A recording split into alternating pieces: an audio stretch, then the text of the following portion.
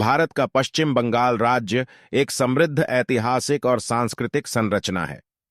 पश्चिम बंगाल का इतिहास विभिन्न कालों में विकसित हुआ है। यहाँ कुछ मुख्य घटनाएं और काल वर्गों के बारे में जानकारी दी गई है। प्राचीन काल। पश्चिम बंगाल का इतिहास प्राचीन समय से आरंभ होता है। इस क्षेत्र का उल्लेख महाभारत काल में भी मिलता है। मौर्य साम्राज्य के शासनकाल में यहाँ एक महत्वपूर्ण राजधानी थी।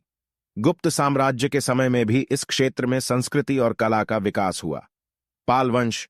8वीं से 12वीं शताब्दी तक पाल वंश बंगाल के प्रमुख शासक थे। गौर और नादिया क्षेत्र में इस समय विद्या और संस्कृति का संचार हुआ। महाकवि जयदेव, जिन्हें गीत गोविंद के रचनाकार के रूप में जाना जाता है, पाल वंश के समय के महत्वपूर्ण व्यक्तियों में से एक थे। तुरुष्क काल। 12वीं से 13वीं शताब्दी तक तुरुष्क या तुर्कीय सैन्यवादियों के आक्रमण का सामना करना पड़ा। मोहम्मद बिन बख्तियार खिलजी ने बंगाल में अपनी सत्ता स्थापित की। यह दौर इस क्षेत्र में इस्लाम के प्रचारकों के पहुंच का समय रहा। सुल्तानी शासन। 14वीं शताब्दी में सुल्तानी शासन का आरंभ हुआ। फिरोज शाह तुगलक और ग्यासुद्दीन आजम शासनकाल में पश्चिम बंगाल के नेतृत्व में विकास हुआ।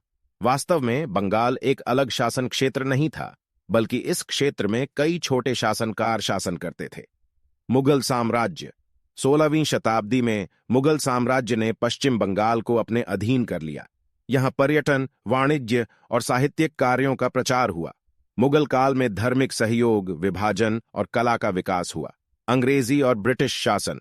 18वीं सदी में ब्रिटिश ईस्ट इंडिया कंपनी ने बंगाल को अपने अधीन कर लिया। इसके बाद ब्रिटिश शासनकाल शुरू हुआ, जिसने पश्चिम बंगाल की अर्थव्यवस्था, शिक्षा और सामाजिक परिवर्तन में महत्वपूर्ण बदलाव लाए। स्वतंत्रता संग्राम के बाद 1947 में भारत का विभाजन हुआ और पश्चिम बंगाल भारत का एक राज्य बना। यहां दिए गए जानकारी में कुछ मुख्य घटनाएं हैं जो पश्चिम बंगाल के इतिहास के कुछ महत्वपूर्ण पहलुओं को दर्शाती हैं।